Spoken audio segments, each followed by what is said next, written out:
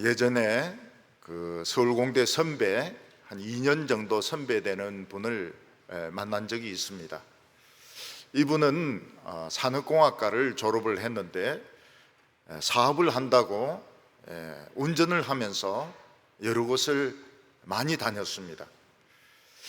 그러다가 깜빡 조는 바람에 이분의 차가 앞에 차를 추돌을 해가지고 교통사고가 나게 되었습니다. 구조대가 이래 와 보니까 운전사는 피투성이가 되고 의식이 없고 차에 꽉 끼어가지고 꺼낼 수가 없었습니다. 그래서 구조대는 문짝도 뜯어내고 차도 자르고 그렇게 해서 이 운전자를 꺼내어서 병원으로 데리고 갔습니다. 이분은 한 20일 정도 의식이 없이 병원에 있었는데 20일 지나고 나서 의식이 돌아오게 되었습니다. 그때 의식이 돌아올 때 온 전신이 얼마나 아팠는가 하면 온 몸을 큰 집게로 막 찢어내는 그런 고통을 느꼈다고 이야기를 했습니다. 그리고 난 뒤에는 돈이고 뭐고 다 때리치우고 이 사람은 신학교로 들어가 가지고 개척교회 목회를 하고 있었습니다. 제가 그 교회 가서 부흥회를 했는데 참 뜨거운 부흥회였습니다. 정말 은혜스러운 부흥회, 참 하나님의 그런 기적의 역사가 나타나는 그런 부흥회를 했고 그 선배하고 저하고는 굉장히 친하게 되었습니다. 때때로 사람들은 사는 것과 죽는 것 사이에 꽉 끼어가지고 좀 죽을 수도 없고 살 수도 없는 이런 가운데 처해 있는 경우가 있습니다. 예를 들어서 어떤 사람이 그 고문을 받는다고 하십시다. 그러면 너무너무 고통스러운데 죽지도 않고 그렇다고 해서 살려서 내보내주지도 않습니다. 그리고 고문이 너무너무 강하면 자기를 막 죽여달라고 이렇게 이야기합니다. 근데 고문하는 사람은 죽여주진 않고 굉장히 괴롭힙니다. 괴롭히고 고통을 주고 그 고문당하는 사람은 사는 거 아직은 살아 있습니다. 그렇지만 자기는 죽는 게 더 좋을 것 같아요. 그 생과 사 사이에 이 사람은 꽉 끼어가지고 고통만 당하면서 꼼짝도 못하고 있는 것입니다. 저희 교회도 이 암으로 돌아가신 성도님들이 계십니다. 한 분은 위암이셨는데 위 안에 암덩어리가 꽉 차가지고 아무것도 먹을 수가 없었습니다. 근데 그 조금 뚫린 데가 있는데 물을 이래 마시면 물이 내려가는 소리가 쪼르르 난다고 저희인데 그래 이야기를 했습니다. 근데 이 위암이 굉장히 고통스럽거든요. 음식도 먹지 못하고 진짜 말라서 죽는 겁니다. 굶어서 죽는 것이 위암입니다. 근데 이분은 그 암이 척추를 때려가지고 전신마비가 왔습니다. 그래서 이분은 고통을 전혀 못 느꼈습니다. 전혀 아픈 줄을 몰라요. 전신마비가 와가지고 제가 이 발을 만져보니까 발이 막 굉장히 차가워요. 그러면서 그분은 죽음을 담대하게 맞이를 하셨습니다. 의사가 수술하면 생명을 좀 연장시킬 수 있습니다. 이러니까 그분은 나는 수술 안 받겠다고, 연장은 필요가 없다고 그래가지고 그분은 돌아가셨습니다.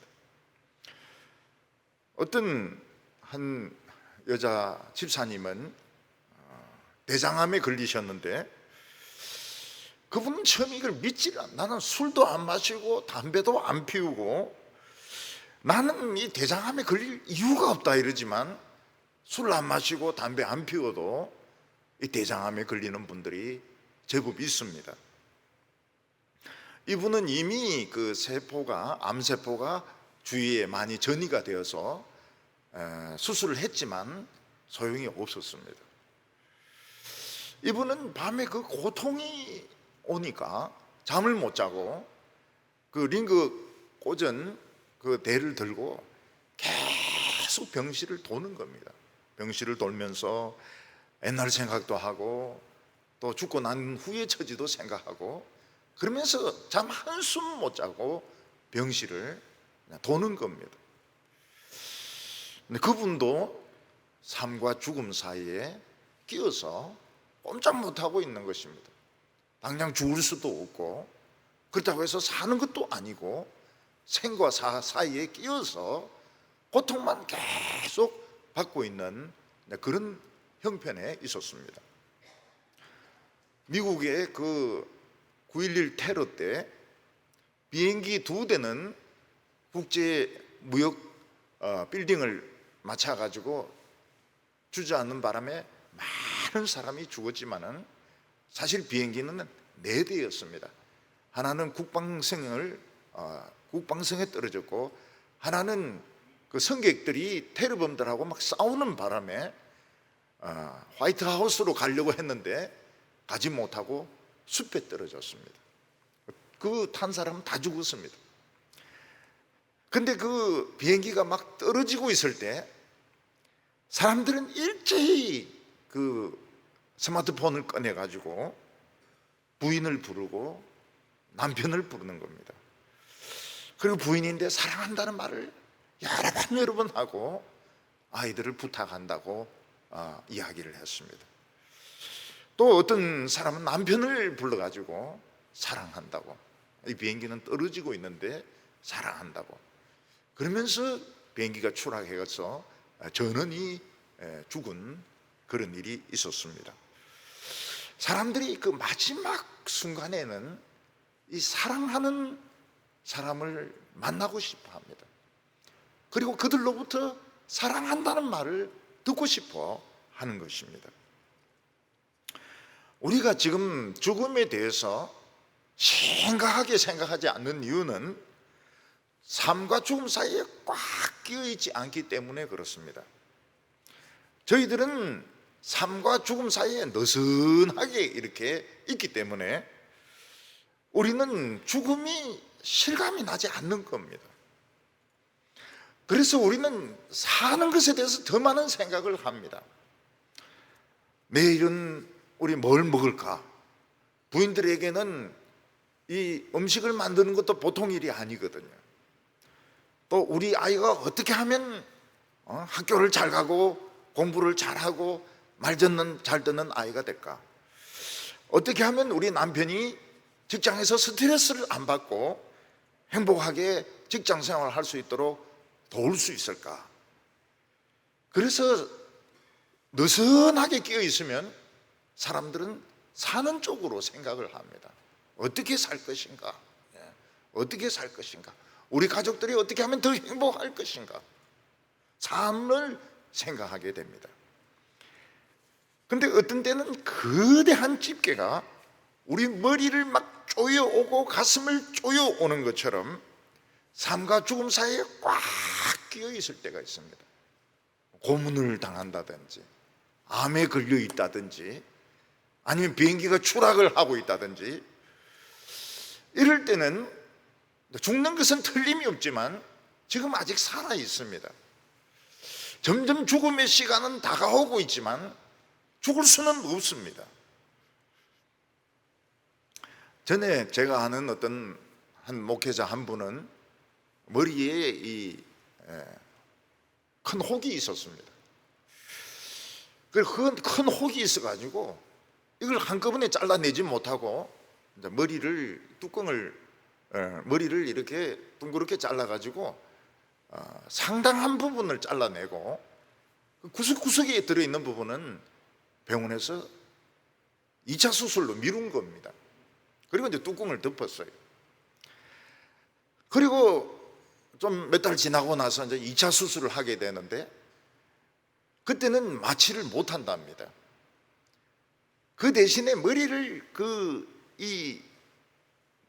고정하는 핀으로 꽉 고정을 시키는데 얼마나 아픈지 어른이 엉엉 울었다는 거예요. 어른도 보통 어른이 아니고 목사인데 엉엉 울었대. 너무 이 핀이 아파가지고. 그리고 이제 마취도 안 하고 의사가 뚜껑을 도로 열어가지고 근데 구석구석 암을 잘라내는데 뭐라고 이야기하면 내가 죽었으면 죽었지 다시는 그 수술 안 받는다고 그런 이야기를 했습니다. 지금 사도 바울은 이 바로 삶과 죽음의 쪼임새에 물려 있습니다. 지금 생과 사의 이 집게가 이 양쪽 벽에서 점점 다가오고 있는데 이제 조금만 더 시간이 지나면 숨도 쉬지 못하고 그리고 갈비뼈도 부러지게 되고 몸이 완전히 부서져서 죽게 될 것입니다. 사도 바울도 인간이기 때문에 죽음이 두려웠습니다. 사람들은 죽음에 대해서 할 수 있으면 생각을 안 하려고 합니다. 왜냐하면 생각해봐야 뭐 달라질 것도 없고 뭐 죽음이 두려우니까 할 수 있으면 생각을 안 하려고 합니다. 죽음이 찾아오는 순간까지도 죽음을 생각하지 않으려고 합니다. 그런데 사도 바울은 내가 이 죽음을 무서워할 것이 아니라 죽음이 뭔지 한번 내 객관적으로 한번 생각해보자. 나에게 있어서 사는 것은 무엇이고 과연 죽는 것은 무엇이냐 한번 냉정하게 생각해보자. 그러면서 자신의 삶과 죽음에 대해서 말을 하는 그런 고백을 하고 있습니다. 전에 어떤 그 미국 영화를 보면 살인을 저지른 사람은 전기 의자에 앉혀서 머리에 아주 강한 전기를 통과시켜서 막 태워 죽입니다. 고를 태워 죽이는 겁니다. 그렇지 않으면은 그 수면제를 먼저 넣고 극약을 넣어 가지고 그리고 이제 이 독극물로 사형을 시킵니다. 그런데 어떤 흑인이 살인을 하지 않았는데 이제 거기 있었고 흑인이란 이유로 또 손에 피도 묻어 있고 그 죽은 사람을 살리려고 막 인공호흡을 했는데 피가 묻어 있을 거 아닙니까? 그러니까 이 사람이 살인범으로 체포가 되고 사형이 떨어지게 되었습니다. 그래서 이 사람은 사형이 집행이 되게 되었습니다. 우리나라는 사형을 집행을 잘 안 합니다. 근데 일본하고 중국은 사형 집행을 많이 하고 있습니다. 일본은 교수형을 취하고 중국은 총으로 쏘는데 총알은 그 죄수가 내야 됩니다. 왜냐하면 마지막 순간까지 국가에 피해를 끼치지 마라 이래서 그 총알값은 죄수가 내야 되는 겁니다. 이 사람은 결국 그 사형이 집행이 됩니다. 그런데 이 문제가 좀 이 사형이 문제가 있다고 생각한 기자가 있는데 알코올 중독자입니다. 네, 알코올 중독자. 근데 이 사람이 뭐 진짜 술 마시 가면서 막 뛰는 겁니다. 뛰는데 막 아무것도 찾을 수가 없어요. 그러다가 어떤 그 은시계를 하나 발견을 했는데 이게 이 사람의 무죄를 들고 다닐 수 있는 그 은시계, 그게 이 사람의 무죄를 증명해 줄 수 있는 그 증거가 되었습니다. 그래서 이 사람이 빨리 그 주지사에게 전화를 거니까 늦었다는 겁니다. 이미 독극물은 이 사람 속에 막 들어가고 있었습니다. 그때 부인이 그 사형 집행한 유리창을 막 치면서 왜 당신들은 우리 이야기를 들어주질 않느냐고, 누가 책임을 질 거냐고 막 그 사형받는 유리창을 막 때립니다. 근데 다행스러운 것은 독극물이 들어가는데 수면제까지만 들어가고 독극물이 들어가기 직전에 주지사가 전화를 겁니다. 사형을 중단시키라고. 그러니까 이 늦은지도 모르겠지만 무조건 스톱하는 배를 눌립니다. 결국 그 사람은 살아났습니다. 그 사람은 독극물 수면제만 들어가고 독극물이 들어가기 직전에 살아나면서 다시 행복한 가정을 되찾게 됩니다. 사도 바울은 지금 네로가 황제가 되면서 기독교를 굉장히 적대시하고 있습니다. 아직 죽지는 않았습니다. 그러나 죽음의 순간은 다가오고 있고 감옥에서 나갈 수는 없습니다. 그때 사도 바울은 자신의 삶과 죽음에 대해서 아주 냉철하게 생각하면서 죽는 것은 무엇이고 사는 것은 무엇이냐, 이거를 생각을 하게 되는 것입니다. 오늘 첫 번째로 이 사도 바울의 삶의 원동력이 무엇인가 하는 것입니다. 이 자동차나 이렇게 움직이는 것은 다 동력이 있어야 됩니다.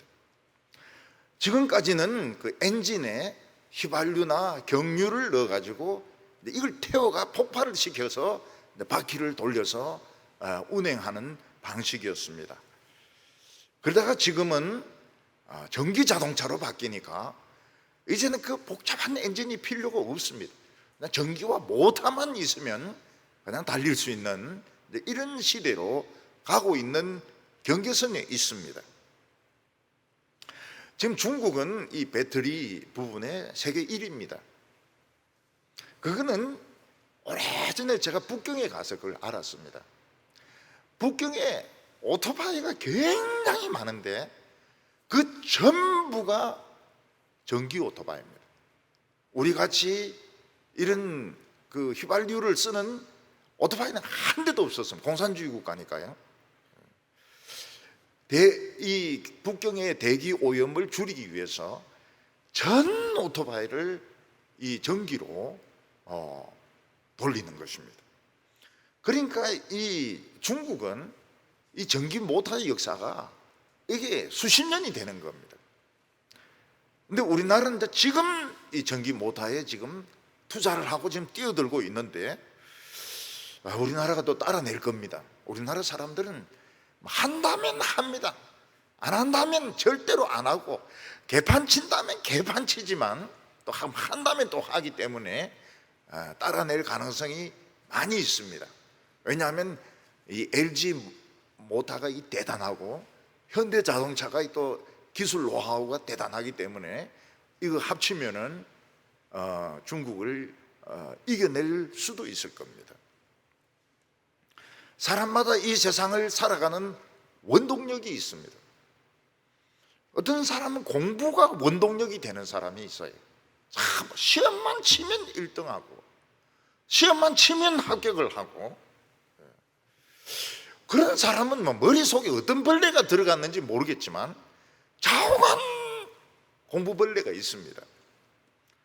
그런 사람은 이제 이 공부가 삶의 원동력인 겁니다. 그래서 좋은 대학을 나오고, 그리고 뭐 사법시험에도 합격하고, 또 뭐 법관이 돼가지고 돈 많은 장모 만나가지고, 우리나라의 법관들 그 조사를 해보니까 재산이 수십억이에요. 그 왜 그렇습니까? 열쇠 3개 준다는 건 거짓말인 겁니다. 열쇠 3개 준다는 건 거짓말이고, 진짜 장모가 막 수십억씩 막 주니까 판검사들이 막 그냥 재산이 많아요. 어떤 사람은 장사하는 것이 삶의 원동력인 사람이 있습니다. 그래서 막 장사를 신나게 합니다. 장사하는 동안에는 막 신바람이 납니다. 그런 사람은 돈 버는 것이 원동력이 되는 것이죠. 또 연주가 삶의 원동력이 되는 사람이 있습니다. 이 사람은 연주를 안 하면 죽습니다. 연주를 해야 살 수 있습니다. 또 그림을 그려야 살 수 있고, 소설을 써야 살 수 있고, 소설을 쓰는 사람이 자기 펜을 꺾었다, 그 다 거짓말입니다. 또 쓰고 있습니다. 뭐 안 쓰면 죽는데 어떻게 합니까?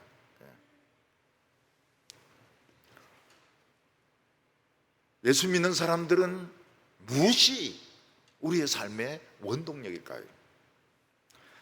우리도 이 세상에 살아야 되기 때문에 다른 사람처럼 공부도 해야 되고 장사도 해야 되고 직장 생활도 해야 되고 농사도 지어야 되고 사업도 해야 됩니다.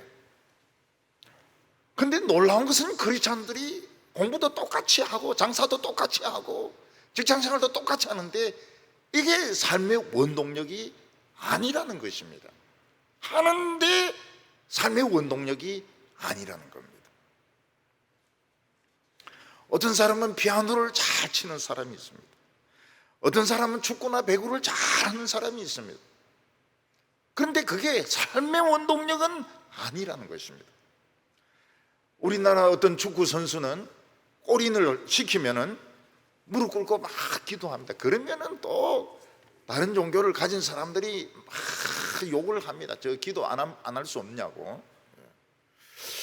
또 어떤 감독이 벤치에 앉아서 막 기도하니까 또 막 기자가 그걸 찍어가지고 막 욕을 합니다. 왜 말이야 기도하는 거를 보여주느냐고. 그래서 감독도 기도할 때 열중시어 해가지고 막 이 조는 건지 기도하는 건지 잘 모르도록 이래 만들지. 두 손 모으면 자간 기자들이 난리를 치는 겁니다. 우리나라 유명한 피겨 선수는 올림픽에 나갈 때 이렇게 하면서 십자가를 끄었습니다. 천주교인이죠. 근데 보기에 좋았어요. 그거 막 긴장되고 떨리는데 스케이트 타고 나가면서 탁 이렇게 하니까 그 선수가 마음이 좀 편할 것 같아요. 사도 바울이 이 세상에 사는 원동력은 구원이라고 말했습니다. 이 구원은 다른 사람의 구원도 포함되지만 자기 자신의 구원도 포함이 되는 것입니다. 그래서 19절 말씀 보면 이것이 너희의 간구와 예수 그리스도의 성령의 도우심으로 나를 구원에 이르게 할 줄 아는 고로. 그러면 사도 바울은 자기가 구원받는다는 것을 의심했다는 뜻일까요? 사도 바울은 구원을 못 받을 수도 있기 때문에 참 이 구원받는 것이 자신의 삶의 목표라고 이야기했을까요? 사도 바울은 자신의 힘으로 구원에 이를 수 없었기 때문에 빌립보 교인들의 기도와 성령의 도우심이 필요하다고 말하고 있는 걸까요? 이 하나님의 종들도 어떤 큰 일을 해내고 나면 이제 종이 아닙니다. 주인이 되어버립니다. 주인이 되어가지고 그리고는 주님 말씀 생각 안 하고 그냥 자기 하고 싶은 대로 막 다 해버리는 것입니다. 종은 영원히 종 아닙니까? 종은 영원히 종이고 해병대는 영원히 해병대고 신자는 영원히 신자고 이런데 한번 큰 일을 하고 난 뒤에는 무슨 감투를 뒤지고 쓰고 난 뒤에는 주인이 돼버려요. 그래서 교회에서 주인 노릇을 하고 다른 사람 말 아무 말도 안 듣고 막 자기 뜻대로 막 밀어붙이는 것입니다. 그러면 그 사람은 구원에 이르지 못합니다. 네가 뭐 충성했는지는 모르겠지만 이 불법을 행한 자야 나를 떠나가려 하라, 이렇게 말씀하시는 겁니다. 구원이 굉장히 쉽다고 이야기하는데 쉽지 않습니다. 끝까지 종의 자세를 지켜야 되는 것입니다.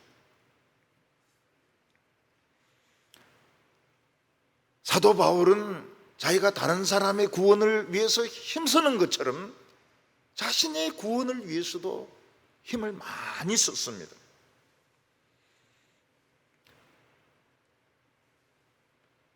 우리나라와 미국 같은 경우에 보면 교회를 크게 부흥시키고 난 뒤에 교만한 마음이 들어가지고 죄에 빠지는 목회자들이 수도 없이 많습니다. 교만한 마음이 들어가지고 성적인 범죄에 빠지는 경우는 우리가 이 신문에서 보는 것은 진짜 일부에 불과합니다. 굉장히 많습니다. 그리고 돈 문제에 유혹에 걸려드는 것입니다. 돈 문제에 걸려들고 그리고 정치인하고 막 어울려 다니면서 복음의 정신을 흐려버리는 겁니다. 자기가 정치인인지 목사인지 설교할 때는 목사처럼 설교하는데 하는 짓은 정치인인 것입니다. 이 사람들은 다른 사람의 영혼을 위해서는 수고를 많이 했지만 자기 영혼을 건지는 데는 실패한 것입니다. 그래서 영국의 존 웨슬리는 하루에 2시간씩 기도하지 않는 사람과는 자기는 이야기를 안 한다고 했습니다. 왜냐하면 존 웨슬리는 열정적으로 선교하고 열정적으로 설교해서 큰 부흥을 일으켰습니다. 그러니까 사람들이 뭐라고 합니까? 말만 나오면 존 웨슬리입니다. 웨슬레 막 노래를 부릅니다. 웨슬레가 최고다. 웨슬레가 설교하면은 막 굉장한 일이 일어난다. 웨슬레는 부흥을 틀림없이 일으킨다. 웨슬레. 자기를 죽게 세워주는데 싫은 사람이 어디 있습니까? 자기를 죽게 세워주면 다 기분이 좋거든요. 자기가 굉장히 대단한 사람이 된 것 같거든요. 그러면서 자기는 망하는 겁니다. 교만해서 망하는 겁니다. 그래서 웨슬레는 2시간씩 기도합니다. 웨슬레는 아무것도 아닙니다. 웨슬레는 진짜 깨어져야 됩니다. 웨슬레는 부서져야 됩니다. 웨슬레는 부정이 되어야 됩니다. 막 그거 기도하는데 2시간 걸리는 겁니다. 웨슬레가 막 업이 되었다가 그냥 본인으로 돌아가는데 2시간 기도가 필요했던 것입니다. 우리는 웨슬레가 아니기 때문에 꼭 2시간 할 필요는 없습니다. 그렇지만 뭐가 이렇게 막 일이 잘 되고 막 상도 타고 막 칭찬받고 이러면은 기도 좀 더 해야 됩니다. 왜냐하면 업이 돼가지고 자기가 이 종인지 주인인지 이 분간이 안 되는 겁니다. 막 주인처럼 막 행동해요. 종이 그런 종이 어디 있습니까? 종은 시키는 대로 하라 그러면 하고 하지 마라 그러면 못하는 게 종이지. 막 밀어붙이고 막 다른 사람 야단치고 벌써 막 논쟁을 벌이고 이거는 종이 아닙니다. 주인이지. 이 말할 가치가 없어요. 미친놈이에요. 크리스찬 중에서 그런 사람은 미친놈입니다. 이야기할 가치가 없어요. 그래서 웨슬레는 유명해질수록 더 자신을 부인하는 기도가 필요했던 것입니다. 우리가 지금까지 타락하지 않고 하나님의 뜻을 따라서 말씀 들으면서 사는 이유는 누군가 우리를 위하여 기도하고 있고 교회 기도가 살아있고 부흥이 살아있고 성령님이 우리를 도우시기 때문에 우리가 그만큼 타락하지 않고 지금 은혜 가운데 살아가고 있는 것입니다. 한 번씩 도시교회 가보면요, 진짜 장관입니다. 장관. 이 교인은 이 교인을 상처 주고 저 교인은 저 교인을 상처 주고 장로는 장립집사를 상처 주고 장립집사는 목사를 상처 주고 온 교회가 피투성이에요. 피투성이. 그 왜 그렇습니까? 종이 아니에요. 그 교회는 종이란 걸 몰라요. 전부 주인인 거예요. 200명이 다 주인인 거예요. 전부 다 주인 노릇을 하는 것입니다. 그 종은 누굽니까? 교회에서 월급 타는 사람들, 인간 취급을 안 하는 거예요. 사무직원들, 청소하는 분들, 뭐 이런 분들 막 사람 취급을 안 해요. 왜냐하면 자기들이 주인이니까요. 근데 그것이 끝이 아닙니다. 청년회도 마찬가지예요. 어떤 청년은 여청년을 상처 주고 여청년은 또 다른 여청년 상처 주고 막 서로가 막 상처투성인 청년부인 겁니다. 제가 설교를 그때 했는데 그 교회 가서 설교를 했는데 전부 울어요. 저는 첫날에 몰랐습니다. 왜 이 교회 처녀들이 이렇게 예쁜지 몰랐어요. 우리 동부교회는 그래 안 이쁜데 왜 이 교회 여자들은, 이 여청년들은 이렇게 이쁜가? 첫날에는 제가 속았습니다. 몰랐어요. 근데 둘째 날 딱 알은 거예요. 전부 화장을 한 거예요. 그것도 막 진한 화장을 한 거예요. 목사를 여러 번 속이기는 어렵습니다. 첫날은 속일 수 있지만 둘째 날은 모두가 화장을 하고 교회를 오는 겁니다. 그 교회 오는 목적이 뭡니까? 신앙생활하는 원동력이 무엇입니까? 연애인 거예요, 연애. 그러면서 상처를 엄청 받았어요. 근데 그 설교 말씀이 위로가 되었던가 봐요. 다 우는데 검은 눈물을 흘립니다.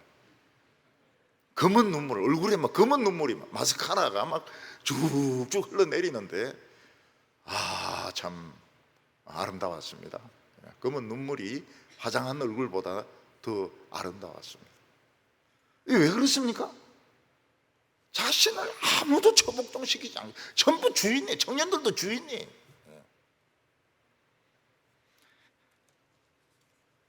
만약 서로 기도해 주지 않고 성령님이 도와주시지 않으면 어떻게 됩니까?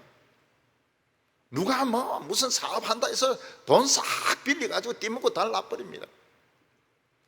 교인들이 헌금할 돈은 없는데 뛸 돈은 있는 거예요. 뛸 돈은 있는 거예요. 그러니까 막 너무 매너가 좋죠. 매너가 좋아가지고 막 목사님 차도 사드리고 막 교인들에게 맛있는 음식도 사주고 그러면서 지금 막 개발하는 게 있는데 그 투자하면 막 그 수익이 엄청나다고 막 그러면서 돈 빌려가지고 팁 버리는 겁니다.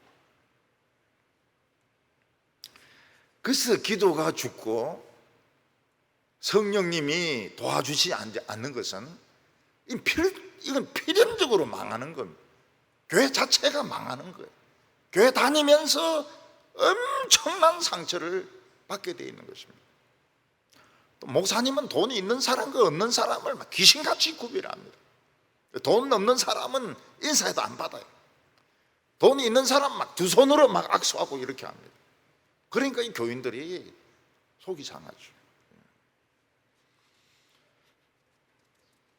사도 바울은 자기가 혹시라도 교만해서 구원에 이르지 못할까 봐 빌립보 교인들이 참 기도해주고 성령님이 도와주심으로 자기는 지금 살아가고 있다고 말하고 있습니다.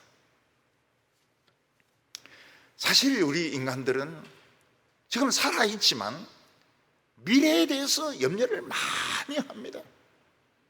죽음에 대해서 생각하는 것이 아니고 미래에 내가 어떻게 살 것인가, 미래의 자신에 대해서 생각을, 걱정을 굉장히 많이 합니다. 돈은 누가 주며 또 내가 병에 안 걸린다는 보장은 어디 있으며, 우리는 하나님을 믿기는 하지만 미래에 대해서 하나님 믿는 것보다 더 많이 염려를 합니다. 나이 드신 분들은 치매가 오지 않을까? 그 치매 1단계가 뭡니까? 요 5대고 이러면 이제 이건 치매 온 겁니다. 그리고 중증은 뭐면 내가 누구? 이러면 이 중증인 거예요. 중증. 자기가 누군지 모르면 중증인 것입니다. 네가 누구? 이것도 중증이죠. 긴 말이 필요가 없습니다. 청년들은 취직이 안 될까 봐, 결혼이 안 될까 봐 또 안 되고 있고, 너무 부끄럽지 않는가? 나의 인생은 너무 부끄럽지 않는가? 취직도 안 되지, 결혼도 안 되지, 연애도 못 해봤지, 내가 너무 부끄럽지 않는가? 이래가 살 필요가 있을까? 성경에는 하나님을 믿는 자는 결코 수치를 당하지 아니하리라 이렇게 말씀을 했는데도 걱정을 엄청나게 하는 겁니다. 저도 병이 왔을 때 걱정이 되었습니다. 근데 뭘 붙들었느냐? 절대로 수치를 당하게 하지 않는다. 그 말씀을 붙들었어요. 하나님은 결코 하나님을 의지하는 자를 수치를 당하게 하지 않습니다. 그건 나쁜 결과가 안 나온다는 거예요. 하나님이 반드시 아름다운 축복으로 인도하신다는 것입니다. 사도 바울도 얼마든지 교만해질 수 있었습니다. 사도 바울은 최고의 신학자였습니다. 최고의 설교자였습니다. 헬라어, 히브리어에 능통했습니다. 공부는 이 젊었을 때 이 바울 되기 전에 사울이죠. 공부는 막 무지무지하게 잘했습니다. 근데 주님은 바울이 교만하지 못하도록 병을 주셨습니다. 그 병이 무엇인지는 모르겠지만은 어떤 주석가들은 간질이었을 것이다, 그렇게 이야기합니다. 사도 바울은 그 병이 낫도록 3번 간절히 기도했는데 응답이 무엇입니까? 내 은혜가 족하다. 너는 지금 충분히 은혜 받았고 너 병 나으면 안 된다. 너 병까지 나으면 누가 너 교만을 맡겠느냐? 응? 너가 어떻게 천국에 들어가겠느냐? 그 교만한 마음을 가지고 너 못 들어간다. 그러니까 병 낫도록 기도하지 말고 병 가지고 살다가 죽어라. 이게 주님의 응답이었습니다. 너무 많은 환상을 보았고 너무 많은 말씀을 들었고 너무 많은 부흥을 일으켰기 때문에 병까지 나으면 넌 안 된다. 너 교만을 막을 수가 없다고. 가룟 유다는 예수님의 12제자 중에 하나였지만 돈을 사랑해가지고 구원에 이르지 못했습니다. 자살하고 배가 터져버렸습니다. 사울왕은 이스라엘의 초대왕 아닙니까? 이스라엘의 초대왕입니다. 키도 크고 잘생겼습니다. 성경은 부정적으로 평가하고 있지만 그 당시 사람들에게는 굉장한 인기를 누리고 있었습니다. 그러나 그는 하나님 말씀을 신뢰하지 못했습니다. 사람들의 말을 신뢰했습니다. 나중에 무당을 찾아감으로써 성령 회방제를 지었습니다. 그는 구원에 이르지 못했습니다. 다윗도 모든 전쟁에 이기고 교만해졌습니다. 그래서 암몬하고 싸울 때 자기는 가지 않고 자기는 왕궁에 남아 있었습니다. 전략적으로 또 남아 있을 필요도 있었습니다.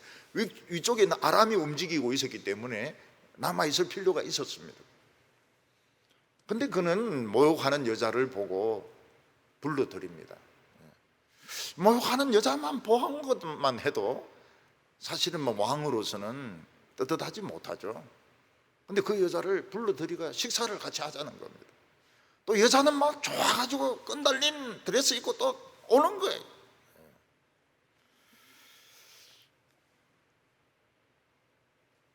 다윗 왕은 성적인 범죄에 빠집니다. 또 그 남편을 죽게 만드는 그런 짓을 합니다.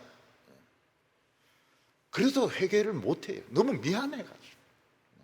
하나님인데 너무 미안하고 죄송해서 마음이 미련해져서 회개를 못합니다.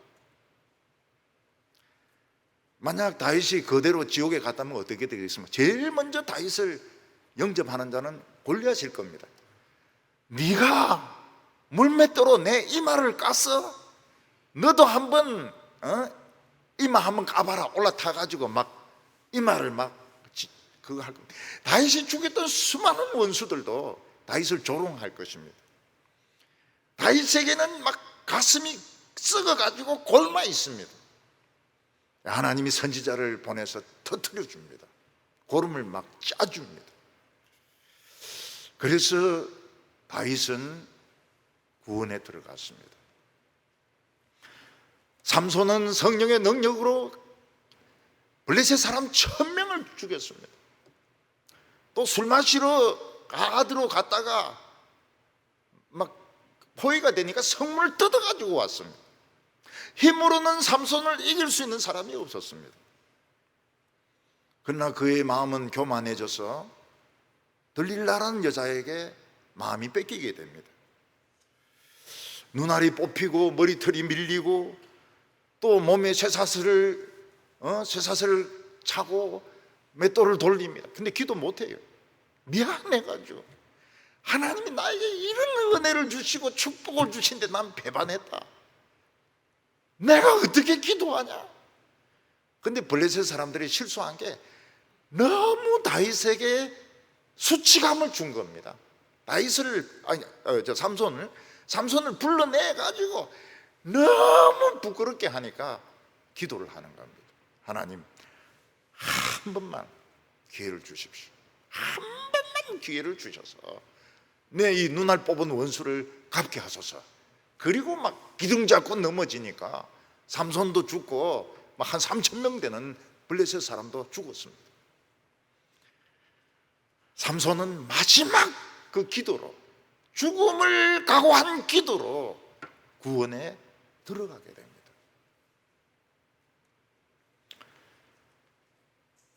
마라톤 하는 것은 완주가 중요합니다. 물론 1등도 중요하지만 끝까지 뛰는 것이 중요합니다. 우리가 다른 사람이 뛰는 것을 보면 참 쉽지만 우리 자신이 한 30km 이상을 뛰려고 하면 이 심장이 입으로 나옵니다. 얼마나 힘이 든지. 그 마라톤 선수들도 그렇게 이야기합니다. 그냥 뛰다가 막 차에 뛰어들고 싶다는 겁니다. 너무 힘이 드니까. 우리가 구원에 이르는 것은 마라톤과 같습니다. 마라톤 뛰려고 그러면은 연습이 많이 필요합니다. 좀 단거리 뛰다가 장거리 뛰다가 막 숨 쉬는 거라든지, 단거리 선수들은 막 근육질 아닙니까? 근육질. 장거리 선수는 근육질이 한 명도 없어요. 근육이 있으면 무거워 뛰질 못합니다. 전부 바짝 말랐습니다. 우리가 이 마라톤을 끝까지 달리려고 하면 성도들의 기도와 성령의 도우심이 필요합니다. 우리는 이 마라톤 이걸 아름답게 마쳐야 됩니다. 아름답게 마라톤을 끝까지 마쳐야 돼요. 제가 이 몸이 아프다는 말 듣고 한 권사님이 전화를 하셨습니다. 그분도 아프신 분이십니다. 전화해서 뭐라고 말합니까? 목사님은 우리 동북의 3대 목사님 아니십니까? 완주하셔야죠. 참 그렇게 전화를 하시더라고요. 나도 뭐 그렇게 생각하고 있습니다. 저도 중간에 그냥 주저앉고 이럴 생각은 없습니다. 그분 요즘 못 나오셨어요. 허리가 너무 아파가지고.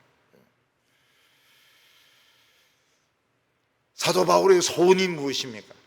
이 마라톤을 끝까지 아름답게, 교만하지 않고 성적인 범죄나 금전적인 부정이나 정치인들과 어울려 가지고 놀기나 하고 이런 데 빠지지 않고 끝까지 예수님만 바라보면서 완주하는 것이 사도 바울의 목적이었던 것입니다. 20절에 보면 나의 간절한 기대와 소망을 따라 아무 일이든지 부끄러워하지 아니하고 지금도 전과 같이 온전히 담대하여 살든지 죽든지 내 몸에서 그리스도가 존귀하게 되려 하나니. 사도 바울에는 간절한 기대와 소망이 있었습니다. 그건 3가지입니다. 하나는 자신의 삶에 부끄러움이 없는 것입니다. 부끄러움이 없는 것의 반대말은 위선적인 것입니다. 부끄러움이 있는데 그걸 덮어버리고 그거를 막 거룩한 채 하는 이게 부끄러움이 없는 것의 반대말입니다. 겉으로는 거룩한 채 하지만 여자 문제가 있고 돈 문제가 있고 막 거짓말을 막 너무 잘하는 그런 것은 위선적인 것이죠. 사람이 위선이 없다는 것은 참 어렵습니다. 거짓말을 완전히 안 한다. 그거는 거의 불가능할 정도로 어렵습니다. 왜냐하면 지금 세상 거짓말만 조금 하면 모든 게 원활하게 돌아가거든요. 모든 게 쉽게 돌아가거든요. 근데 모든 것을 다 밝히면 안 돌아가요. 우리나라 유명한 목회자들이 다 부끄러운 사람들입니다. 미국에도 그런 사람들이 많습니다. 빌 하이벨스가 참 얼마나 큰 교회를 목회했습니까? 얼마나 합리적으로 교회를 조직을 했습니까? 근데 그는 이미 오래전부터 어떤 여자하고 딴 살림을 차린 것이 나타난 것입니다. 그래서 그는 자기가 개척한 교회를 떠났습니다. 부끄러워가지고. 릭 워런도 세들백 교회라고 해서 얼마나 유명합니까? 그 제자도입니까? 예. 그 책은 우리나라에서 100만 부 이상 팔렸습니다. 덩치가 굉장히 크죠. 배도 나오고 덩치가 크고 여기 수염 달고 릭 워런. 근데 이 사람은 안 믿는 사람도 구원받을 수 있다고 주장합니다. 왜냐하면 유명하기 때문에. 정치인들과 자꾸 만나니까요. 동성애 자들도 구원받을 수 있다고 이야기를 합니다. 그래서 릭 워런의 말은 신뢰를 하면 안 됩니다. 이 사람은 정치인이 돼버렸어요. 수정교회 로버트 슐러 설교를 제가 들었습니다. 난 드라마인 줄 알았어요. 영어를 하는데 생긴 거하고 틀리더라고요. 얼마나 유창하게 열정적으로 막 설교를 하는지 난 드라마인 줄 알았어요. 이 사람은 연극 배우인 줄 알았어요.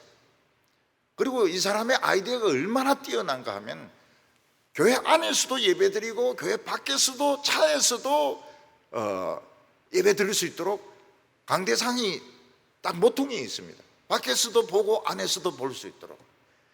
그리고 나는 할 수 있다. 포지티브 띵킹, 적극적인 사고방식. 우리나라 막 목사님도 막 수없이 몰려가고 거기서 강의 듣고 수정교회에 막 크리스탈 처치 거기서 예배 드리고 망해버렸습니다. 천주교로 넘어가 버렸어요. 굉장히 부끄럽습니다. 우리나라 유명한 목사님은 장로교 최고의, 세계 최고의, 장로교로서는 세계 최고의 목사라는 분이 교회를 아들에게 물려줍니다. 그래서 막 사람들로부터 욕을 많이 얻어먹었죠. 처음부터 우리는 그럴 줄 알았습니다. 왜냐하면 돈이 너무 많으니까요. 돈이 너무 많으니까 남한테 줄 수가 없습니다. 벌린 일이 너무 많아요. 병원도 있고 학교도 있고 뭐 굉장히 많습니다. 우리나라 세계 최대의 교회를 세운 분은 아들이 하는 일에 교회 헌금으로 지원을 합니다. 이거 횡령이죠. 이건 횡령입니다. 횡령에 걸려가 유죄의 선고를 받았습니다. 뭐 집행유예지만 실형을 선고를 받았습니다. 부끄러움이 없어야 마라톤에 완주를 할 수 있습니다. 근데 이분들은 끝에 가서 다 낙오한 사람들입니다. 낙오한 이 용사들인 것입니다. 우리가 훈련 받을 때 보면 저 통제부 안에서부터 진해 저 끝에 있는 사격장까지 이제 뜁니다. 뛰어야 돼요. 뒤에는 이제 앰뷸런스도 따라오고 트럭도 따라오고 구대장이 가르쳐 줍니다. 이럴 때 두 번 호흡을 내뿜고 두 번 호흡 막 들이쉬고 이래 뛰라는 거예요. 그리고 끝에 다 가서는 막 그냥 악이다 깡이다 악이다 깡이다 하면서 자꾸 낙오하지 말아라는 거예요. 낙오하면 어떻게 됩니까? 낙오하면 트럭에 태워줍니다. 그리고 그날 저녁 굶습니다. 그리고 빠따를 그냥 수십 대를 맞습니다. 근데 저는 낙오한 적이 한 번도 없어요. 왜 낙오한 적이 없을까요? 제가 맨 앞에서 뛰거든요. 그래서 속도를 안 내는 겁니다. 내 보조에 맞춰가지고 속도를 안 내는 겁니다. 구대장이 막 속도 증가 이래도 속도 증가 아니에요. 왜냐하면 더 빨리 뛰면 내가 낙오하니까. 저는 한 번도 낙오한 적이 없어요. 그 뒤에서 따라온 애들은 키가 작지 않습니까? 이 발을 못 맞춰요. 저같이 키 큰 사람은 한 발자국지만 얘들은 막 두 발자국 뛰어야 됩니다. 그래서 낙오를 하는 거예요. 키가 작으면 낙오를 합니다. 두들겨 맞아요. 저녁 굶고. 부끄러움이 없으려 그러면은 참 살얼음판 긋듯이 교회는 살얼음판입니다. 조심조심 걸어가야 됩니다. 조심조심 걸어가야 됩니다. 여러분, 요즘은 여성 교인의 팔을 잡는다든지 어깨동무를 한다든지 성적인 수치감독이 전부 성희롱에 섹스 헤러스먼트에 들어가게 됩니다. 이 고소해버림이 걸리는 거예요. 그러니까 여성들하고 이야기할 때는 눈도 마주치면 안 됩니다. 저 하늘을 쳐다보면서 닭처럼 물 한 마시고 하늘 쳐다보고 물 한 마시고. 닭이 왜 하늘을 쳐다보느냐? 오늘 우리를 깨닫게 하기 위해서 정면으로 보지 말라고 말이죠. 보더라도 옆으로 이래 보고 말이죠. 바울은 자기가 전성기 때 같이 담대하기를 바란다고 말했습니다. 사람이 이 절정기에는 열정이 막 폭발을 하기 때문에 돈도 모릅니다. 여자도 모릅니다. 그냥 하나님을 향하여 달려가는 것입니다. 사자와 같습니다. 사자와 같이 담대합니다. 경험은 없습니다. 실수는 합니다. 그러나 용기 하나는 막 사자같이 덤벼듭니다. 근데 나이가 들면 어떻습니까? 그런 용기가 없어요. 그런 용기가 없고 비급해집니다. 사람이 비급해져요. 말을 이리 돌리고 저리 돌리고 이래가지고 말로 다 때우려고 합니다. 근데 성경에 보면 늙어서도 청년인 사람이 있었습니다. 갈렙이었습니다. 갈렙은 85세였지만 40세와 같은 상태를 유지했습니다. 그래서 어떤 사람이 갈렙같이 늙어가기, 갈렙같이 나이 들기 이런 책을 썼는데 한번 읽어보니까 무슨 내용인지 모르겠더라고요. 85세가 되었지만 40대와 같이 용감할 수 있다면, 열정적일 수 있다면, 교회는 실수하는 것 가지고는 뭐라 하지 않습니다. 그러나 이 비급한 거 이거는 안 되죠. 비급하면 안 되죠. 나이가 들면은 살 시간이 짧아집니다. 변화가 없어집니다. 변화를 싫어해요. 변화를 싫어하고 연구를 못합니다. 연구하려면 책을 읽어야 되는데 작은 글자는 읽을 수가 없습니다. 변화를 싫어해요. 변화를. 늙으면 변화를 싫어합니다. 왜냐하면 뭐 얼마 안 있으면 이제 은퇴할 거니까요. 얼마 안 있으면 죽을 거니까요. 그러나 꾸준히 연습을 하면 늙어서도 열정을 가질 수가 있습니다. 꾸준하게 연습하면 마라톤을 완주할 수 있습니다. 그래서 내가 늙었지만은 내가 이 열정적일 수 있도록, 그래서 돈 같은 거 생각하지 않고 사람을 생각하지 않고 복음만 생각하고 달릴 수 있도록, 그게 자신의 기대와 소망이었던 것입니다. 그리고 세 번째는 그리스도를 나타내는 것이었습니다. 자기를 나타내는 것이 아닙니다. 그리스도인들은 자기가 박수를 받고 자기가 칭찬을 받는 것은 주님을 욕되게 하는 것입니다. 오직 그리스도만 나타내야 됩니다. 눈에 보이지 않는 그리스도를 어떻게 나타낼 수 있습니까? 결국은 교회 부흥이 와야 됩니다. 하나님의 말씀이 임하고 부흥이 임하고, 교인들이 볼 때도 야, 사람은 그냥 형제구나, 진짜 주님이 오늘 예배 가운데 여기 계시는구나, 그걸 이제 느낄 수 있어야 됩니다. 주님이 같이 예배를 드리시는구나, 주님이 우리 가운데 계시는구나, 이걸 느낄 수 있을 때 그리스도를 나타내는, 그러니까 설교가 강력해야 됩니다. 강력해야 돼요. 설교자는 막 사자같이 울부짖어야 됩니다. 하면서 울부짖어야 됩니다. 누가 저 설교자를 울부짖게 만들고 있느냐? 아, 주님이 계시니까 저렇게 담대하구나. 저는 특송한 사람 중에서 제일 싫어하는 사람이 어떤 사람인가 하면, 제가 노래를 잘 못 부릅니다. 가사의 은혜 받으시기 바랍니다. 그럼 왜 나옵니까? 가사의 은혜 받으려면 프린트로 나눠주고 나오지 말아야지. 왜 나옵니까? 아, 신경질 나요. 목사도 제가 사실은 설교 준비가 짧았습니다. 그렇지만 너그러운 마음으로 들어주시기 바랍니다. 왜 나오는 거예요? 왜 나와요? 설교 시간 짧으면 다음에 해야지. 왜 나오는 거예요? 그리스도를 나타내지 않는 사람은 나고병입니다. 그러니까 모든 부분에서 그리스도는 왕이 되셔야 됩니다.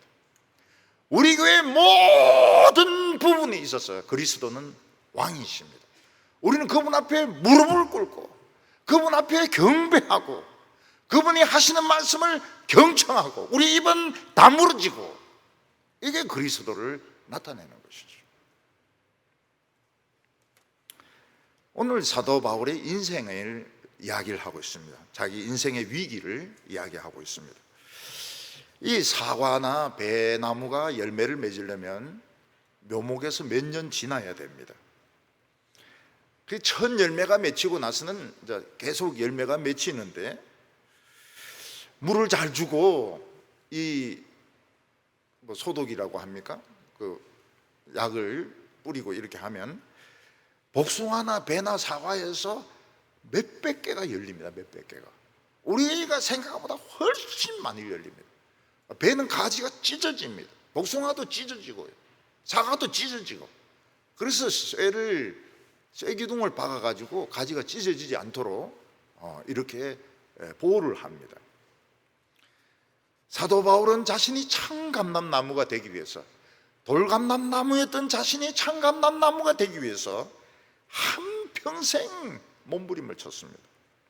수도 없이 계시의 말씀을 들었고 하나님의 말씀을 연구했고 묵상했고 구약 성경을 읽었고 편지를 썼고 설교를 했습니다. 바울은 드디어 열매 맺는 감람나무가 되었습니다. 바울의 인생인 무엇이냐? 바울이 살아있다는 것은 열매를 맺는 것이었습니다. 왜냐하면 열매 맺는 나무가 되기 위해서 한평생을 몸부림을 쳤기 때문입니다. 아주 좋은 감람 열매가 불도 잘 붙고 맛도 있고 몸에 바르면 병도 부스럼도 다 치료되는 그런 감람 열매가 된 것입니다.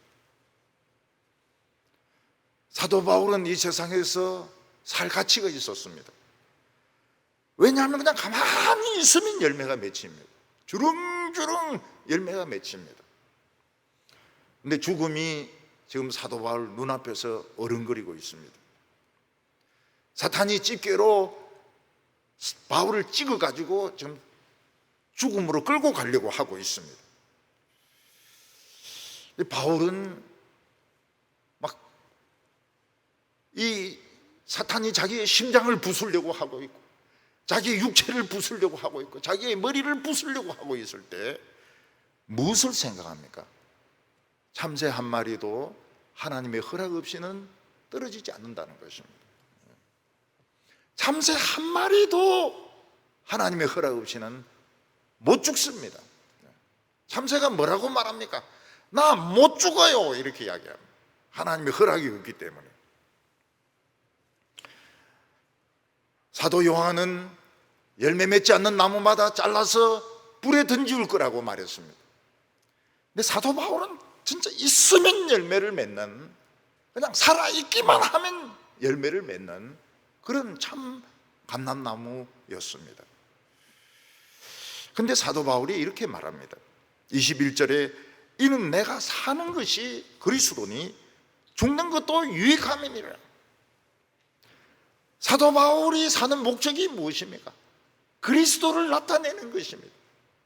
자신이 그리스도처럼 되고 그리스도의 말을 하고 그리스도에게 복종하고 사람들이 그리스도를 바라보게 하는 것이 자신이 사는 목적이었습니다. 이런 사람 하나 만들려면 200년, 300년 걸립니다. 그래서 사도 바울은 살리는 것이 엄청난 유익입니다. 200년, 300년 만에 나오는 사람을 죽이면 얼마나 아깝습니까? 그런데 사도 바울은 죽는 것도 유익하다고 말했습니다. 유익이 아니죠. 사도 바울 같은 사람 죽으면 너무너무 아까운 것이죠. 200년, 300년 되어서 열매 맺는 나무를 잘라버린다는 것은 너무 교회의 손실이고 교인들에게 너무나도 실망스러운 일입니다. 그런데 사도 바울은 사실은 자기는 죽는 것을 좋아한다고 말했습니다. 죽고 싶다고 말했습니다. 왜냐하면 그리스도에게 더 가까이 가서 그리스도와 만날 수 있으니까. 그러니까 사도 바울에게는 그리스도가 생생했던 것입니다. 어려울 때마다 예수님이 나타나셔서 환상 가운데 말씀해 주셨습니다. 그리고 사도 바울은 세 번째 하늘까지 올라갔습니다. 천국이 생생했고 예수님이 생생했습니다. 너무 천국이 생생했기 때문에 죽는 게 훨씬 낫다는 거예요. 자기인데는 훨씬 낫다는 것입니다. 그리고 사도 바울이 죽으면 교인들이 물론 실망은 하지만 기독교는 세상 영광을 추구하는 데가 아니구나. 저래 사도가 가장 낮은 곳에 떨어지고 저렇게 목 베어 죽는 것을 보면은 기독교는 세상 영광이 아니다. 우리 고난 받는 거 겁내지 말자. 우리 채찍에 맞고 요거 넣어먹고 따기 맞고 머리털 뽑히는 거 부끄러워하지 말자. 그리스도인들이 정신을 차리게 되는 것입니다. 그래서 사는 것이 그리스도니 죽는 것도 그리스도라고 말했습니다. 유익하다고 말했습니다. 22절과 23절에 보면 그러나 육신으로 사는 이것이 내 일의 열매일진데 무엇을 택해야 할지 나는 알지 못하노라. 내가 그 둘 사이에 끼었으니 차라리 세상을 떠나 그리스도와 함께 있는 것이 훨씬 더 좋은 일이라. 사도 바울은 지금 두 사이에 꽉 끼어 있습니다. 우리 같이 지금 느슨하게 끼어 있는 것이 아니고 삶과 죽음 사이에 꽉 끼어 있습니다. 살아야 되는지 죽어야 되는지 내일 일을 알 수가 없습니다. 근데 사도 바울은 살아있는 것도 유익하다고 그랬습니다. 꽉 끼어 있어도 열매는 맺거든요. 열매는 맺히니까 살아있는 것도 유익하지만 자기는 죽으면 더 좋겠다고 말해요. 너무 주님이 생생하기 때문에. 만약 우리 성도님들이 천사들이 막 나팔 불면서 다 나와서 주님을 맞이해라 이럴 때 막 할렐루야 하면서 뛰어나가는 사람 있는가 하면 막 화도 치우고 술병 치우고 막 이러면서 주님 지금은 안 됩니다. 지금은 안 됩니다. 이런 사람도 분명히 많이 있을 거라고요. 주님을 막 사모하고 막 진짜 죽고 싶어하고 이런 분들은 미친 사람들이죠. 우리가 이 세상에 너무 오래 물이 들어버린 겁니다. 이 세상에 물이 너무 많이 들어버렸어요. 그래서 우리 얼굴하고 몸속까지 뼛속까지 혈관까지 뇌까지 세상 물이 먹은 것입니다. 보니까 그 물이란 게 굉장히 중요해요. 이 사관학교를 졸업한 사람들은 딱 생도입니다. 생도. 딱 절도가 있고 시간 딱 지키고. 우리 같이 일반 대학 나온 사람은 수업 시간 잘 빠지고 약속 시간 늦고 술은 굉장히 잘 마시고 생도들하고는 다르죠. 생도들하고. 그리고 어떤 생도가 그런 이야기를 했습니다. 우리가 서울대에 꿀리는 게 없는데 딱 하나 꿀린다는 거예요. 그게 뭔가 하면 서울대생들은 막 영어를 너무 잘 읽는다는 겁니다. 영어 타임지 이런 거 가지고 다니면서 막 읽는다는 겁니다. 말은 못해요. 말 못하고 듣지도 못해. 근데 읽는 거 하나는 한국 책 읽는 것보다 더 빨리 읽습니다. 그게 이제 우리를 참 기죽인다. 생도들이 그렇게 이야기합니다. 그래서 제가 사관학교에 가서 설교할 때 너희들이 서울대를 이기려면 영어를 공부해라. 그리고 제2외국어를 하나 더 해놔라. 그러면 서울대보다 훨씬 낫다. 이 사관학교 같은 이런 학교도 없다고. 왜냐하면 우리 졸업해도 다 뜨지가 못 만나거든요. 근데 생도들은 같이 있습니다. 같이 막 배면 배, 비행기면 비행기 막 맨날 그냥 동기생들이 같이 있다가 나중에 이제 자기들끼리 경쟁해요. 사도 바울은 만약 자신에게 죽음과 삶의 선택권이 있다면 선택 못하겠다고 말하고 있습니다. 선택 못하겠다. 사는 쪽을 선택할지 죽는 쪽을 선택할지 모르겠다. 근데 실제로는 죽는 쪽을 선택하고 싶다고 말하고 있습니다. 사람들은 이 세상에서 영원히 살고 싶지만 하나님이 아무개야 이를 부르면 예 하고 가야 됩니다. 저는 지금 중학생인데요. 그런 거 필요 없어요. 저는 아직 결혼도 안 했는데요. 40대인데요. 50대인데요. 그런 거 필요 없어요. 누구야? 이러면 네 하고 요단강 건너가지고 가야 됩니다. 주님이 우리 이름 부르는 거 좋습니까? 안 좋습니까? 제 이름 부르지 마세요. 제 이름 저 죽기 싫어요. 좋은 겁니다. 주님이 내 이름 부르는 건 좋은 겁니다. 죽는 것이 크리스찬에게는 소풍 가는 것 같아요. 막 설레입니다. 설레요. 그래서 옛날에 할머니들은 죽기 전에 막 소풍 가는 것처럼 흥분해가지고 옷도 막 새우 꺼내 입고 막 룩색 같은 것도 준비해 놓고 그래가 돌아가셨다고요. 이 죽는 것은 어려운 게 아닙니다. 놀이동산에서 물 미끄럼 타는 것 같습니다. 신나게 내려가면 밑에 다 있습니다. 밑에 성도들이 베드로, 요한, 또 앞서간 목사님들, 집사님들, 권사님들, 장모님들 밑에 다 만납니다. 전부 다 만납니다. 주님은 우리를 안아주시면서 고생이 많았다. 이 악한 세상에서 음란하고 악한 세상에 살면서 고생이 많았다. 그래서 눈에서 눈물을 닦아줍니다.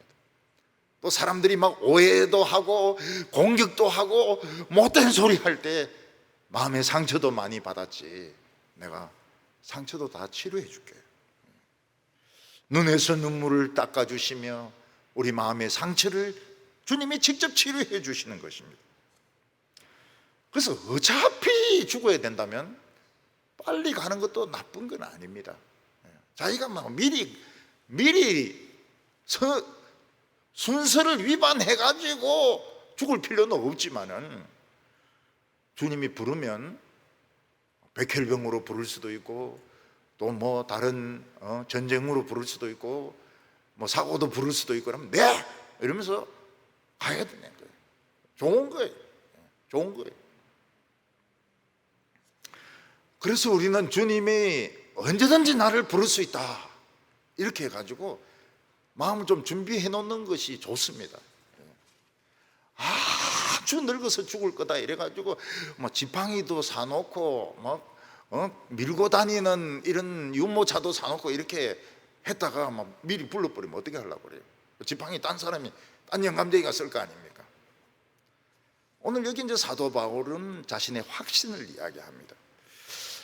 사도 바울은 삶과 죽음 사이에 지금 찌개로 딱 집혀 있습니다. 고통은 계속되고 있는데 죽어지지는 않습니다. 그러나 언젠가는 죽을 겁니다.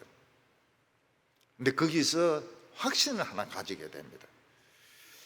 24절에 내가 육신으로 있는 것이 너희를 위하여 더 유익하리라.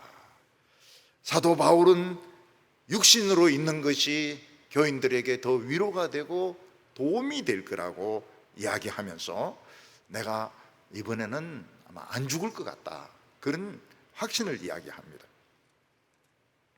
어떤 사람은 오래 살 필요가 없는데 오래 사는 사람이 있습니다. 오래 살면서 피해를 많이 줍니다.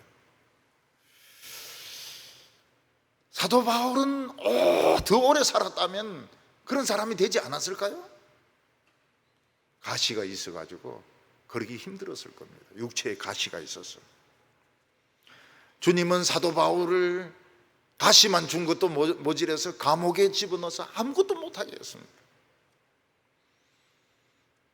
사도 바울은 자신의 미래는 알 수가 없지만 살 것 같다고, 살 것으로 확신한다고 말했습니다. 왜냐하면 주님을 너무너무 만나고 싶고 너무너무 그 세 번째 하늘에 가고 싶지만 빌립보 교인들이 자신을 도와주고 물질적으로 도와주고 복음을 변명하고 재판받는데 참석해주고 이것도 너무 고마워가지고 인사 말도 안 하고 떠난다는 것은 너무하다, 내가 살 것 같다고 이야기하고 있습니다. 그래서 25절에 내가 살 것과 너희 믿음의 진보와 기쁨을 위하여 너희 무리와 함께 그할 이것을 확실히 아노니, 이렇게 말하고 있습니다. 사도 바울은 지금 죽음에 막 눌려 있지만 이번에는 안 죽을 것 같다, 이런 확신을 이야기하고 있습니다. 하나님은 바울을 데려가실 겁니다. 그러나 이번은 아닐 것 같아요. 사람들은 그 미완성 작품이 있으면은 지금은 안 된다, 지금 죽으면 안 된다, 이 작품을 좀 완성을 하고 죽어야 된다, 이런 생각을 할 때가 많을 것입니다. 칼빈은 건강이 좋지 못해서 병들어 있었습니다. 근데 기독교 강요를 여러 번 개정했는데 마지막 그 라틴어 판을 완성을 못했습니다. 그래서 병든 가운데서 열심히 그 기독교 강요를 라틴어로 적었습니다. 그리고 완성하고 죽었습니다. 완성하고 언피니시드가 아니고 마치고 죽었습니다. 글작이죠. 1559년 세군으로 된 거 아주 글작품을 남기고 죽었습니다. 로이드 존스 목사는 로마서를 14년간 설교했는데 14장까지만 딱 설교했습니다. 14장까지 설교한 게 또 14권입니다. 근데 그의 설교는 원고로 쓴 것이 아니고 전부 녹음을 한 겁니다. 그래서 교인들이 그걸 다 풀어가지고 이 글자로 만들어 줬는데, 이 로이드 존슨은 이 어휘력이 의사지만 어휘력이 굉장히 그 높은 사람이었습니다. 그래서 어휘를 많이 바꾸었습니다. 녹음을 들으면서 설교집을 보면 너무 달라요. 너무 달라요. 어휘를 아주 그 수준 높은 어휘를 써가지고 책을 만든 것을 볼 수가 있습니다. 그리고 81살에 죽었습니다. 사도 바울은 자기가 살아서 빌립보에 교회 가면 참 사랑의 교제만 나눌 것이 아니고 또 영적으로 굉장한 유익을 줄 것 같다, 그렇게 말하고 있습니다. 그는 사랑하는 교인들과 함께 시간을 오래 보내고 싶었습니다. 근데 사도 바울이 감옥에서 풀려나서 진짜 빌립보에 갔는지 안 갔는지는 알 수가 없습니다.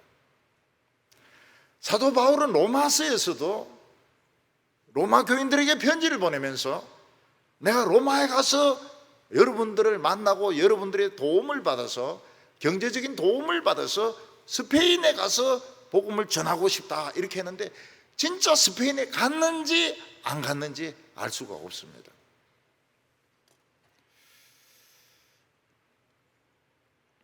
이 북쪽에 있는 게르만족들, 그때는 완전히 야만족으로 겨울에도 나체만으로 위에 가죽을 덮는 이 게르만족은 참 아이러니컬하게도 이 정통교회가 아니고 아리우스파가 가서 전도를 해가지고 게르만족은 아리우스파 기독교인이 됩니다. 참 아이러니입니다. 아리우스파가 넘어와 가지고 아타나리우스 이 삼위일체를 믿는 이쪽을 공격을 하는 겁니다. 굉장히 스페인에서 아프리카로 넘어오는데 거기가 히포가 있습니다. 그래서 이 게르만족이 오기 전날 어거스틴이 죽습니다. 근데 그 제자들은 이 게르만족이 어거스틴의 시체를 훼손할 것을 두려워해 가지고 붕대로 감아 가지고 들고 도망을 갑니다. 중국도 당나라 때 정교라 해가지고 기독교가 이미 전파가 되었습니다. 십자가도 전거가 되었습니다. 그러나 활동은 미미했습니다.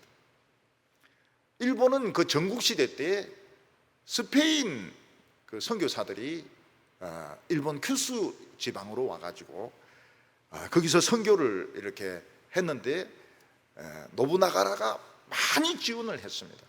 그래서 기독교인들이 많아졌어요. 근데 히데요시가 정권을 잡으면서 기독교인들을 탄압을 해서 죽입니다. 십자가에 못 박아, 애들까지 십자가에 못 박아서 죽이고 끓는 온천에 집어넣어서 완전히 살갗이 다 벗겨지도록 고문합니다. 거기가 어딘가 하면 운젠입니다. 운젠. 너무 아름다운 호텔입니다. 거기서 우리가 잤는데 운젠에 있는 호텔 그 이름이 큐슈 호텔이었습니다. 큐슈 호텔. 거기 있는 직원들도 막 기모노를 입었는데 막 얼마나 이쁜지 모르겠어요. 지금은 가만 이제 할머니가 돼 있을지 모르겠습니다. 근데 거기가 이제 천주교인들이 박해받은 곳입니다. 나가사키 운젠. 거기가 아주 유명한 데입니다. 그러니까 본토에서부터 끌고 간 겁니다. 권리가 가가지고 거기서 죽인 것입니다. 그러니까 기독교인들, 키리스탄이 기독교입니다. 천주교인들이죠. 천주교인들이 어디로 도망가는가 하면 절에 도망갑니다. 절에 도망가서 겉에는 불경이고 안에는 성경이고 그래가지고 이 성경을 기독교를 믿으려고 했습니다. 근데 굉장히 많이 변질이 되고 절에 있는 기독교가 잘 될 리가 있습니까? 많이 변질이 되고 기독교가 약화되게 되었습니다. 우리가 이 세상에 사는 목적이 무엇일까요? 지금 마라톤을 지금 잘 하고 있나요? 우리가 신앙생활 하면서 부끄러운 부분이 없는 사람은 없습니다. 전부 부끄러움이 다 있습니다. 그걸 어떻게 하시려고? 우리가 바늘 구멍으로 들어가려면 실이 돼야 되는데 어떻게 이 부끄러움을 씻을 수 있을까요? 우리는 열매 맺는 나무입니까?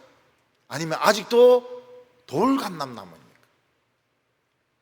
아니면 입만무상한 무화과입니까? 나는 교회에서 종입니까? 주인입니까? 동부교회 주인은 예수님입니까? 아니면 힘 있는 사람이 주인입니까? 그 분명히 하셔야 됩니다. 왜냐하면 이 낙오되거든요. 낙오돼. 이건 낙오가 되는. 누가 주인이냐? 종이면 종다워야 되고 주인이면 주인 행세를 할 것이고 결판이 나는 겁니다. 종이 주인 행세하면 안 돼요. 늘 주님 앞에 무릎 꿇어야 되고 그리스도의 영광만을 위해서 살아야 되고 살든지 죽든지 그리스도가 존귀히 되기를 원한다. 삶과 죽음 사이에 끼어서 나를 찌르는 가시가 있지만 이게 내 구원에 이르는 열매로 생각하시고 후회 없는 신앙생활 하시는 남 볼 시간이 없습니다. 저는 남 볼 시간이 없습니다. 남 볼 시간이 없습니다. 후회 없는 아름다운 완주, 아름다운 완성을 하는 우리 성도들 다 되시기를 바랍니다. 기도드리겠습니다. 거룩하신 하나님 아버지, 저희들로 하여금 믿음의 이 마라톤을 하게 하셨는데 정말 숨이 막혀서 죽을 것 같고 스트레스 받아서 죽을 것 같고 이 날씨가 더워가지고 미칠 것 같습니다. 주님이시여 우리를 도와주시기를 원합니다. 성령의 생수로 하나님의 그림자로 우리를 지켜주셔서 낙오하지 아니하고 부끄러운 죄에 빠지지 아니하고 끝까지 주님을 향하여 달려가서 주님이 우리의 눈물을 씻어주시고 우리 가슴에 상처를 치료해 주시고 모든 성도들, 앞서간 성도들, 장로님들, 권사님들, 베드로, 막달라 마리아 다 만나는 저희들 되게 하여 주시옵소서. 예수님의 이름으로 기도하옵나이다.